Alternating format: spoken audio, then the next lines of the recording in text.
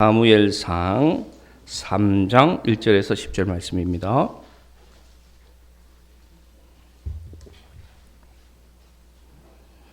제가 1절 읽습니다. 아이 사무엘이 엘리 앞에서 여호와를 섬길 때에는 여호와의 말씀이 희귀하여 이상이 흔히 보이지 않았더라.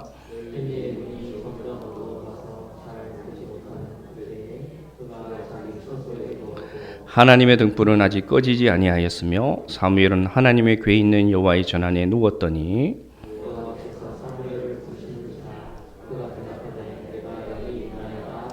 엘리에게로 달려가서 이르되 당신이 나를 부르셨기로 내가 여기 있나이다 하니 그가 이르되 나는 부르지 아니하였으니 다시 누우라 하는지라 그가 가서 누웠더니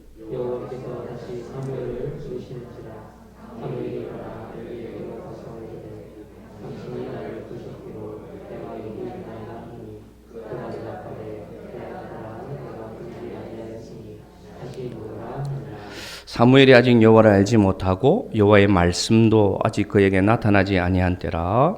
여호와께서 세 번째 사무엘을 부르시는지라 그가 일어나 엘리에게로 가서 이르되 당신이 나를 부르셨기로 내가 여기 있나이다 하니 엘리가 여호와께서 이 아이를 부르신 줄을 알았고 엘리가 사무엘에게 이르되 가서 누웠다가 그가 너를 부르시거든 네가 말하기를 여호와여 말씀하옵소서 주의 종이 듣겠나이다 하라 하니 이에 사무엘이 가서 자기 처소에 누우니라. 여호와께서 임하여 서서 정과 같이 사무엘아 사무엘아 부르시는지라 사무엘이 이르되 말씀하옵소서 주의 종이 듣겠나이다 하니. 아멘. 사사기를 이어 그 다음에 룻기를 이어서 이제는 사무엘상으로 우리의 묵상이 진행되고 있습니다. 오늘 말씀의 배경을 알 수 있는 말씀을 또 읽어야 되겠죠. 그래서 말씀이 이해가 되겠죠. 그 배경의 말씀이 오늘 읽었던 1절 말씀입니다. 한번 여러분 눈으로 보시겠습니까? 사무엘상 3장 1절 말씀 제가 읽어드립니다. 이 사무엘이 엘리 앞에서 여호와를 섬길 때에는 하면서 배경을 말합니다. 여호와의 말씀이 희귀하여 이상이 흔히 보이지 않았더라. 이렇게 기록되어 있습니다. 하나님의 말씀이 이 시대에 희귀하다는 것입니다. 하나님의 역사가 잘 일어나지 않는 시대가 되었다는 것입니다. 배경은 사사시대입니다. 사사시대의 말미입니다. 이것이 사사시대의 특징이었습니다. 어떤 특징이었느냐? 하나님의 역사가 보이지 않는 시대. 왜 그랬습니까? 자기 소견에 오른 대로 이들이 살았기 때문입니다.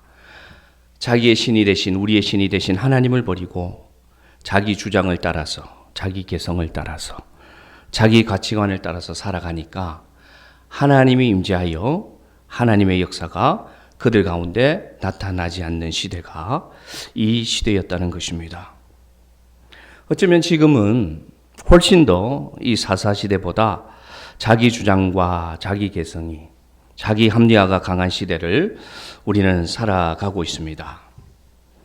그래서 우리는 과연 우리 삶에 하나님의 역사가 잘 일어나는가? 우리가 기도할 때 하나님의 말씀이 잘 들리는가? 우리가 하나님의 말씀을 묵상할 때 하나님의 감동이 나에게 임하는가를 돌아보기를 바랍니다. 어쩌면 많은 자들이 이 기대를 잃어버린 시대를 살고 있지는 않습니까? 어쩌면 많은 자들이 하나님의 역사보다는 사람을 의지하고 세상을 의지하면서 살고 있는 세상은 아닙니까? 우리는 사람을 믿는 종교가 아닙니다. 우리는 사람의 행위를 추앙하고 본받고 존경하는 그러한 믿음을 가진 종교가 아닙니다. 우리는 전지전능하시고 유일하신 지금도 살아계셔서 우리 삶에 역사하시는 하나님을 믿는 자들임을 기억하시기를 바랍니다. 그러므로 우리가 하나님의 말씀을 기대하고 하나님의 역사가 우리 삶에 일어나기를 기대하는 것은 당연한 것입니다. 그리고 그 당연한 것을 하나님은 행하고자 지금도 기다리고 계신다는 것입니다.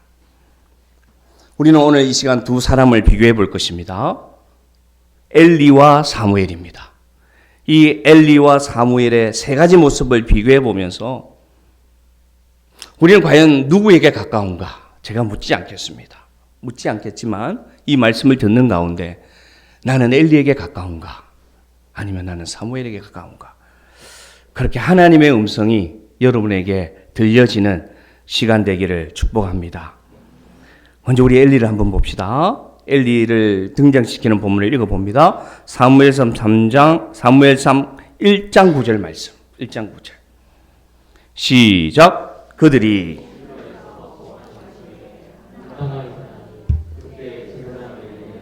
여호와의 전 문설주 곁 의자에 앉아 있었더라. 아멘. 이 시대에 제사장이었고 사사였던 엘리가 등장하는 부분입니다. 그런데 오늘 이 엘리의 모습을 이렇게 기록합니다. 엘리는 여호와의 전 문설주 옆 의자에 앉아 있더라. 이렇게 기록되어 있습니다. 의자에 앉아 있는 것이 잘못된 것은 아닙니다. 왜냐? 엘리는 이 당시 지도자였고 당연히 백성들을 다스리는 위치인 저 의자에 앉아 있는 게 당연했습니다. 그러나 엘리는 하나님 앞에 제사장이었습니다. 그는 문설주 곁 의자에 앉아 있어야 되는 존재가 아니라 하나님 앞에 서서 하나님을 섬기하는 자가 엘리였습니다. 그래서 신명기 17장 12절에 보면 제사장이 어떤 자인지 소개합니다. 뭐라고 소개합니까? 내 하나님 여호와 앞에 서서 섬기는 제사장이다.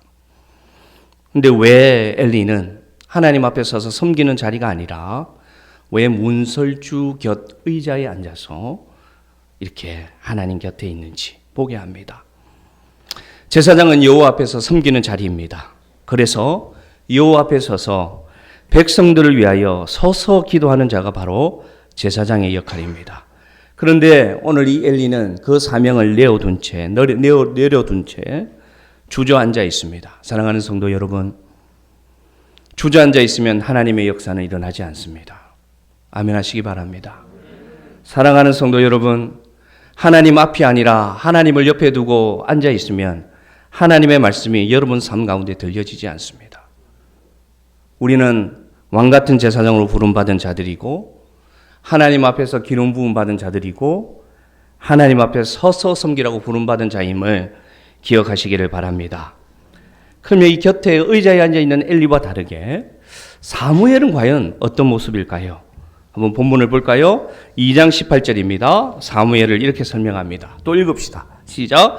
사무엘은 세마포 예봇을 입고 여호와 앞에서 섬겼더라. 아멘.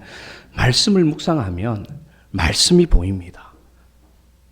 그러니까 엘리는 문설주 곁에 앉아있는 자로 등장하는데 이 어린 사무엘은 어떻게 등장하느냐? 세마포 에봇을 입고, 이 에봇은 여러분 제사장이 입어야 되는 옷이에요. 그런데 이 어린 사무엘이 엘리가 입을 에봇을 입고 어떻게 섬기고 있다? 여호와 앞에서 섬겼더라. 이러한 복이, 이러한 은혜가 여러분에게 임하기를 바랍니다. 세마포 옷을 입었다는 것은 하나님 앞에 겸비된 자의 심령으로 섰다는 것입니다. 세마포 옷을 입었다는 것은 자기 세상의 옷을 입고 예수 그리스도로 피 묻은 그 구원의 옷을 입고 하나님 앞에 서 있다는 것입니다. 엘리는 곁에 앉아있는 자기 중심의 신앙이었습니다. 사무엘은 어떤 신앙이었느냐?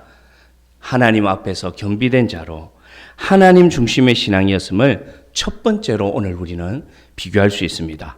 두 번째 모습을 한번 보겠습니다. 그 다음 모습은 엘리의 가정의 모습입니다. 본문을 봅니다. 사무엘상 2장 17절 말씀. 그리고 24절까지 같이 읽읍시다. 자, 고개를 들어 말씀을 읽습니다. 시작. 이 소년들이 대가 여호와 앞에 심히 금은 그들이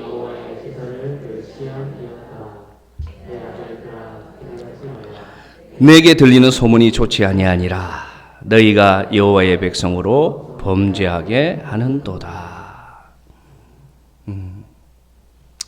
엘리의 두 아들이 있었습니다. 엘리의 두 아들이 하나님 앞에 예배 드릴 때에, 그 제사 드릴 때에 먼저 자기가 고기를 취하고 그 다음에 성전에 봉사하는 여인들을 동침하는 그런 죄악을 저질렀습니다. 그것을 하나님이 이렇게 말합니다. 내 아들들이 여호와의 제사를 멸시한다. 이렇게 말합니다. 근데 그 이야기를 듣고 그 소식을 들었을 때 엘리는 어떻게 했느냐? 24절처럼 얘기합니다. 내 아들들아, 그리하지 말라. 그 다음부터가 중요합니다. 뭐라고 얘기하느냐? 너희들의 행위는 잘못되었다. 하나님으로부터 심판받을 수 있다. 회개하고 돌아와야 된다. 이렇게 얘기해야 되는데 엘리는 뭐라고 말하느냐? 들리는 소문이 좋지 않다. 그래서 너희를 통해서 다른 백성들도 죄를 지을 수 있다 하면서 사실을 직시하지 않습니다. 그러면서 이 의미는 어떤 말이냐? 야, 알아서 좀 잘해라. 이 아빠에게 이런 소문이 좀 안 들리게 눈치껏 좀 잘할 수 없니? 이런 말입니다. 그래서 하나님이 뭐라고 이 엘리를 책망하시느냐? 3장 13절 하나님이 이렇게 말했습니다. 같이 읽읍시다. 내가 그의 집을 영원토록 심판하겠다고 그에게 말한 것은 그가 아는 죄악 때문이니 이는 그가 자기의 아들들이 저주를 자청하되 금하지 아니하였음이니라.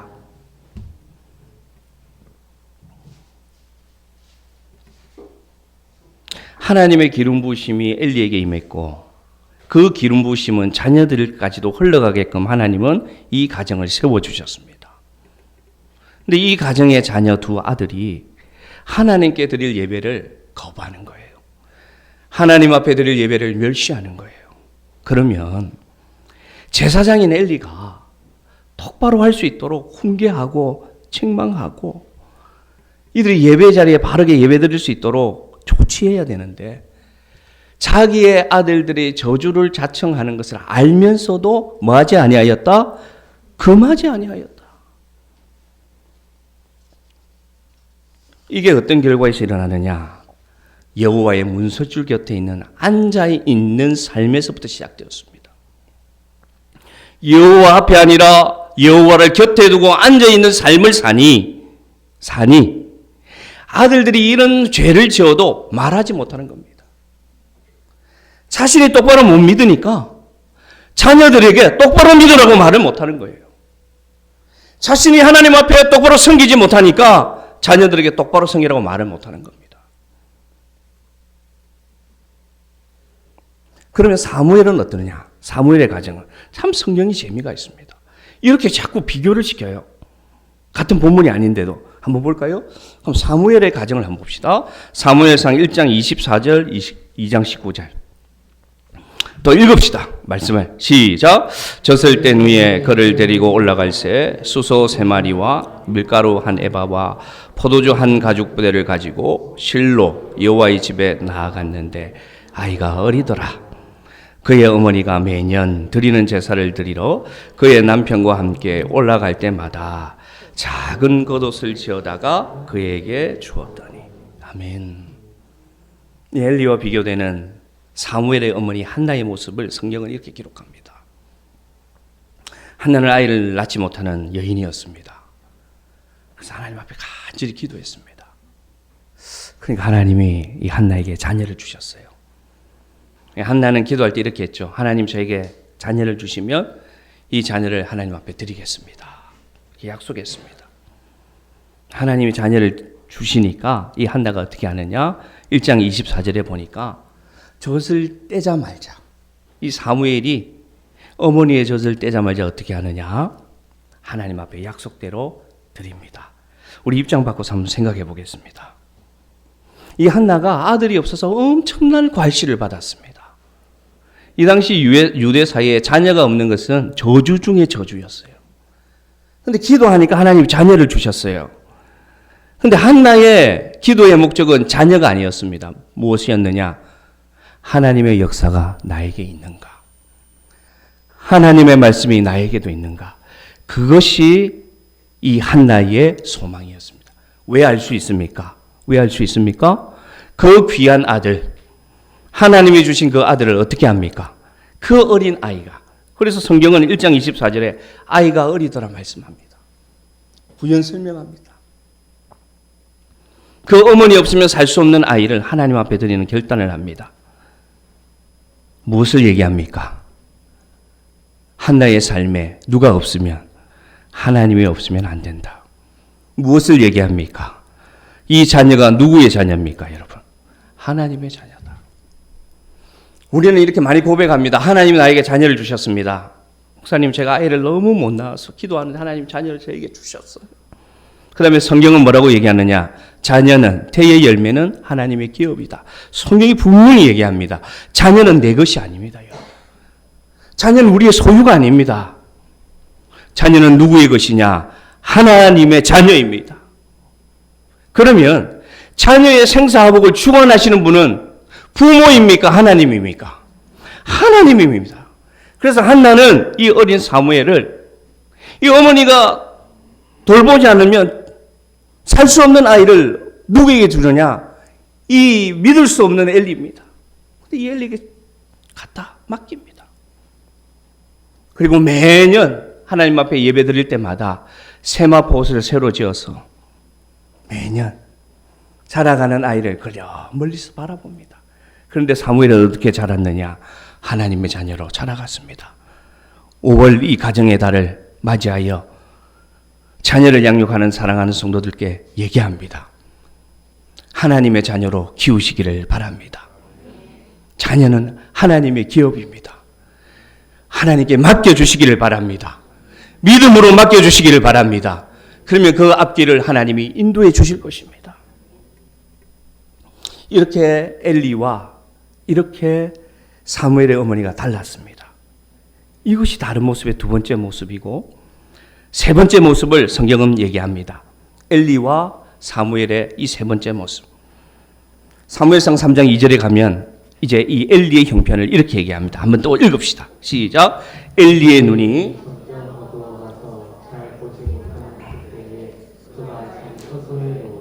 아멘. 자, 보세요. 처음 엘리가 등장할 때 여호와의 전 문설주 곁에 앉아있던 엘리가 3장에 가니까 이제 어떤 상태냐? 눈이 점점 어두워져. 물론 나이가 들어서 그럴 수 있죠. 근데 성경에서 눈이 어두워졌다라는 표현은 대부분은 영안을 얘기합니다. 신앙의 상태를 얘기합니다. 그러니 이제 이 엘리는 곁에 앉아있다 보니까 여호와 앞을 떠나다 보니까 이제 영안까지 어두워져서 그가 어디에 지금 속해 있습니까? 자기 처소에 누워 있더라. 제사장은 하나님의 전을 지키는 자였습니다. 그런데 이제는 더 추락해서 이 엘리의 형편이 어디에 있느냐? 이제는 눈이 어두워져서 기도해도 기도가 되지도 않고 하나님의 음성도 들리지 않고 하나님의 이상도 보이지 아니하니까 이제는 자포자기해서 어디 있느냐? 그냥 자기 방에 가서 누워 있는 겁니다. 하나님으로부터 점점 멀어졌죠, 이제.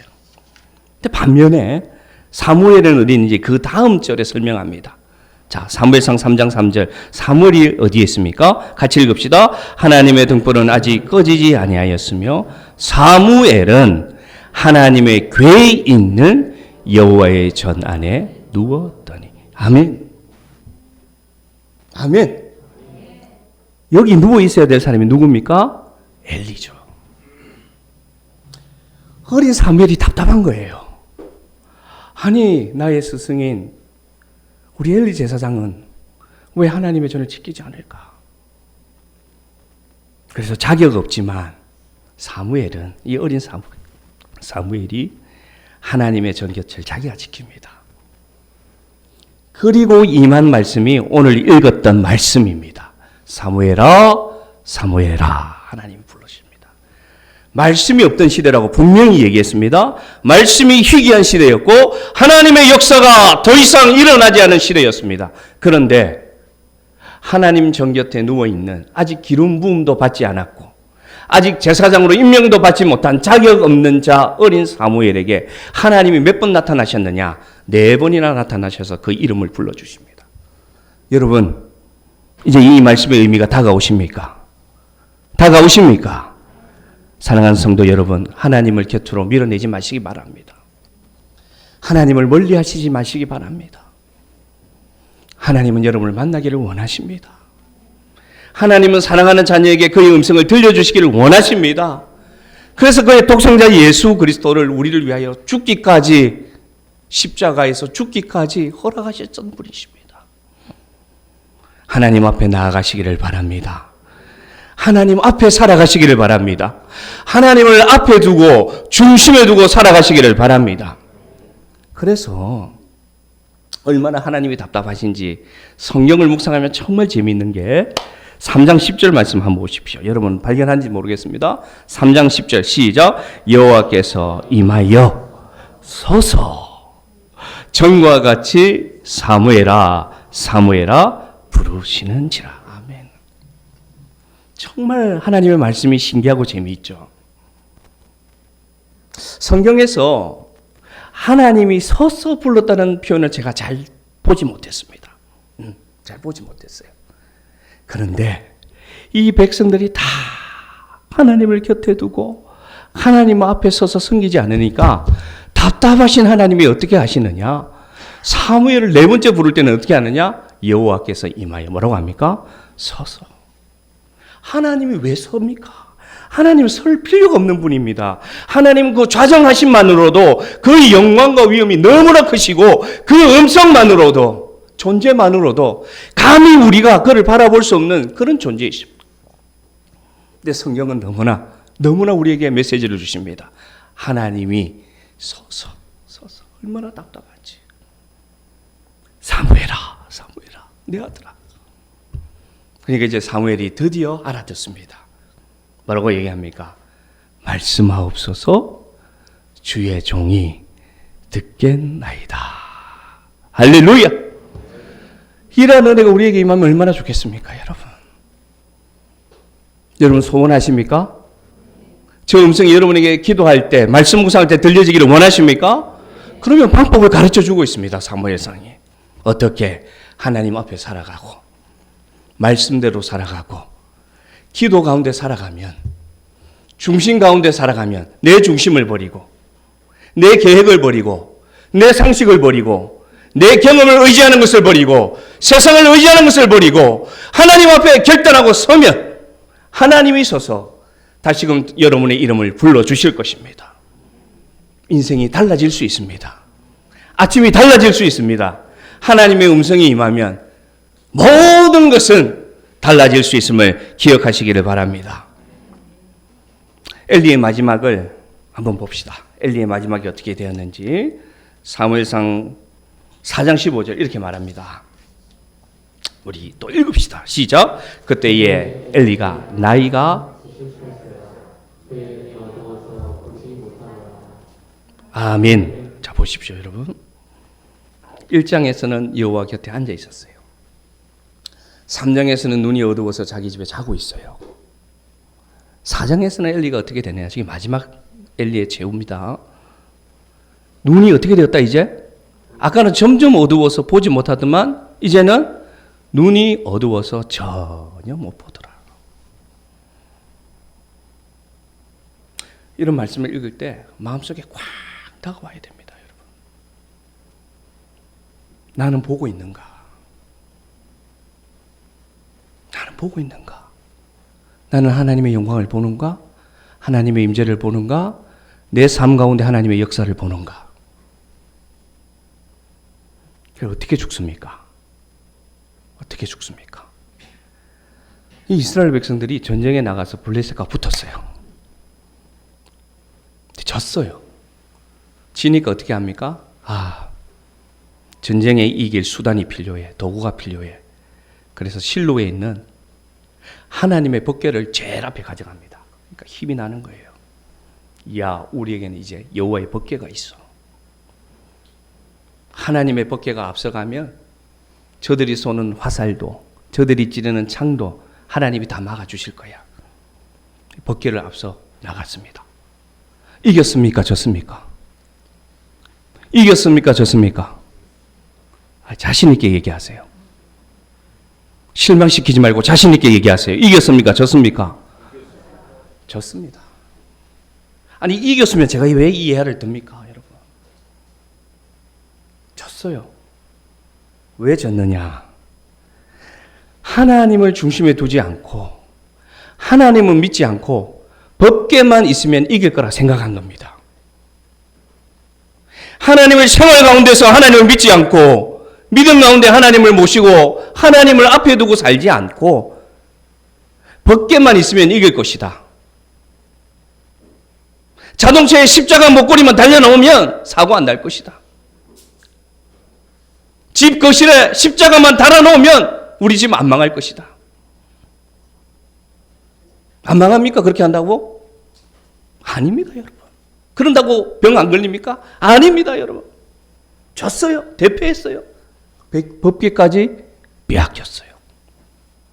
그 법궤가 어디에 갔느냐? 블레셋 사람들의 우상의 신을 섬기는 신전에다 갖다 놓았습니다. 하나님의 법궤를. 전령이 다가왔습니다. 엘리 제사장이요, 엘리 제사장이요. 그 두 아들도 법궤가 빼앗겨 갈 때 같이 죽었어요. 전쟁에서. 잘 들으시길 바랍니다, 여러분. 목사님, 오늘 말씀이 너무나 날카롭습니다. 어떡합니까? 제가 이 본문을 정했습니까? 제가 정한 거 아니에요. 저는 매일 성경 묵상 본문을 따라 설교합니다. 제가 정한 거 아닙니다. 사심으로 정한 거 아닙니다. 오해하시기 말길 바랍니다. 하나님의 음성임을 기억하시길 바랍니다. 5년 전에 편집된 말씀입니다. 매일 성경은. 왜 이 시대에 주시느냐? 오늘 우리에게 드러나는 말씀입니다. 아멘 하시기 바랍니다. 제가 본문 정하지 않았습니다. 다시 말씀드립니다.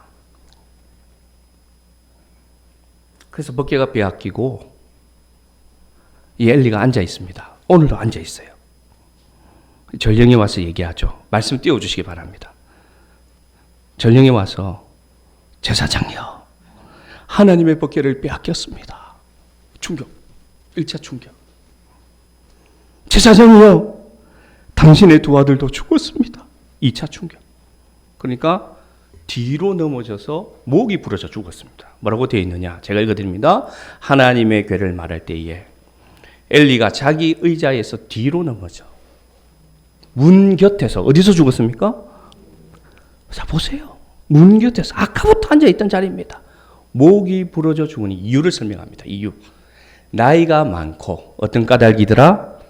비대한 까닭이었더라. 살만 두룩두룩 찐 거예요. 하나님 앞에서 서서 섬기며 살아가야 될 사람이 사명 버리고 눈 어두워져서 보지도 못하고 분별도 못하고 저렇게 죽습니다. 저게 끝입니다. 엘리의 끝. 비대해서 죽었더라. 그래서 오늘 말씀의 결론은 뭐냐? 그럼 목사님, 오늘 말씀의 결론이 뭡니까? 성경은 친절합니다. 우리에게 교훈을 주십니다. 그 교훈을 보겠습니다. 사무엘상 2장 30절 말씀. 사무엘상 2장 30절, 앞에는 줄였습니다. 오늘 화면을 보면서 읽읍시다. 시작. 나를 존중히 여기는 자를 내가 존중히 여기고 나를 멸시하는 자를 내가 경멸하리라. 하나님의 음성입니다. 한 번 더 읽습니다. 나를 존중히 여기는 자를 내가 존중히 여기고 나를 멸시하는 자를 내가 경멸하리라. 아멘. 그래서 오늘 말씀의 제목이 하나님이 존중히 여기는 자. 하나님은 하나님을 존중히 여기는 자를 존귀하게 대하십니다. 하나님은 하나님을 멸시하며 똑같이 경멸하십니다. 여러분, 사람이 경멸해도 힘든데 하나님이 경멸하면 어떻게 삽니까, 여러분? 목사님, 이제 어떡합니까? 혹시 이런 생각이 드십니까? 네, 여러분, 소망이 있습니다. 희망이 있습니다. 말씀을 계속 묵상하면서 그 소망의 말씀을 찾았습니다. 네, 그 소망이 있습니다. 이제 더 이상 의자에 앉아서 안주하는 삶에서 일어서시기를 바랍니다. 하나님을 곁으로 자꾸 몰아내고 밀어내는 자리에서 돌아오시기를 바랍니다. 아멘. 그래서 하나님을 앞에 두고, 인생에 있어서 하나님을 제일 앞에 두고 따라가시기를 바랍니다. 존중히 여긴다는 뜻이 뭡니까, 여러분? 존중히 여긴다. 존중히 여긴다는 것은 귀하고 무겁게 여기는 겁니다. 다시 설명드립니다. 존중히 여긴다는 것은 하나님을 귀하게 여기면서 하나님을 내 삶에 무거운 비중으로 두는 것을 말합니다. 그래서 존중히 여기는 것을 적용하면 어떻게 되느냐? 하나님께 묻는 겁니다. 사랑하는 성도 여러분, 여러분 삶에서 하나님께 물으시기를 바랍니다. 그것이 존중이 여기는 표현입니다. 하나님께 한번 물어보세요. 하나님, 제가 이것을 하기를 원합니까? 원하지 않습니까? 하나님, 내가 어디로 가기를 원하십니까? 하나님, 내가 오늘 무엇을 하기를 원하십니까? 물어보시길 바랍니다. 그것이 존중의 여기는 시작입니다. 자, 물었으면 말씀을 묵상하고 깨달았으면, 물었으면 존중의 여기는 것은 무엇이냐? 묻는 단계에서 끝나는 것이 아니라 하나님이 주신 감동을 따라서 어떻게 하는 것? 따라가는 것. 그것이 바로 존중의 여기는 것입니다. 이것이 비결입니다. 사랑하는 성도 여러분, 사무엘이 뭐라고 얘기했습니까? 내 주여 말씀하옵소서. 그 다음 뭐랍니까? 종이 듣겠나이다. 이게 존중입니다. 우리 한번 따라 합시다. 하나님, 말씀하옵소서. 제가 이제 듣겠습니다. 아멘. 아침에 일어나서 이렇게 고백하는 거죠. 아침에 일어나서. 존중이 여기면 하나님은 분명히 우리를 존귀 여기십니다. 여러분을 인정해 주십니다. 근데 소망이 있습니다. 아직 기회가 있습니다. 저는 이 말씀을 읽는데 다 마음의 감동이 몰려왔습니다. 아, 하나님 여기다 심어놨구나. 오늘 메시지의 소망을. 마지막 절입니다. 읽읍시다. 사무엘상 3장 3절 말씀. 3장 3절 말씀 시작. 하나님의 등불은 사무엘은 하나님의 궤에 있는 여호와의 전 안에 누웠더니. 아멘. 어디서 소망을 찾았느냐? 하나님의 등불은 꺼졌다 안 꺼졌다? 할렐루야. 여기 소망이 있습니다. 여러분 삶에 하나님의 등불 꺼졌을까요? 전혀 아닙니다. 천국 가는 그날까지 하나님은 우리를 포기하지 않습니다. 여러분을 구원하셨기 때문에 하나님은 여러분을 포기하지 않습니다. 아무리 사랑하는 자녀가 죄를 짓고 속을 썩이고 불효하고 했다고 해서 그 부모가 참부모면 그 자녀를 버리지 않듯이 하나님이 뭐라고 말씀하십니까? 엘리가 이제 보지도 못하고 듣지도 못하는 상황이 되었는데 하나님은 뭐라고 말씀하시느냐? 하나님의 등불은 아직 꺼지지 아니하였더라. 할렐루야. 할렐루야. 우리 교회도 하나님의 등불은 꺼지지 않았습니다. 혹시 여러분 가정에 실망스러운 환경 가운데 있습니까? 저 말씀을 기억하십시오. 하나님의 등불은 꺼지지 아니하였습니다. 아직도 시간이 있습니다. 아직도 기회가 있습니다. 아직도 하나님은 여러분을 기다리십니다. 돌아오면 됩니다. 다시금 여호와 앞에 돌아오면 됩니다. 그러면 하나님께서 여러분의 이름을 불러주실 줄로 믿습니다. 회복시켜 주실 줄로 믿습니다. 우리 가정을, 우리 교회를, 우리나라를. 그래서 저는 저기서 소망을 찾았어요. 말씀을 마칩니다. 내가 엘리에 가까워도 혹은 내가 사무엘에 가까워도 우리의 노력과 우리의 능으로 되지 않습니다. 하나님의 등불이 우리에게 임할 때, 하나님의 말씀이 우리에게 임할 때 반응하는 것은 우리가 할 수 있지만 우리는 기도할 수밖에 없습니다. 하나님, 나를 긍휼히 여겨 주시옵소서. 하나님, 우리 가정을 불쌍히 여겨 주시옵소서. 하나님, 우리 자녀들 좀 불쌍히 여겨 주시옵소서. 기도 외에는 다른 방법이 없습니다, 여러분. 그리고 돌아서시길 바랍니다. 다시금 여호와 앞에 내 중심에 하나님을 모셔드리고 여러분의 인생을 한번 맡겨보시기 바랍니다. 그러면 말씀이 희귀한 이 시대지만 하나님의 말씀이 여러분 가정에 역사하실 줄로, 우리 교회에, 이 나라에 역사하실 줄로 믿습니다. 우리 찬양합시다.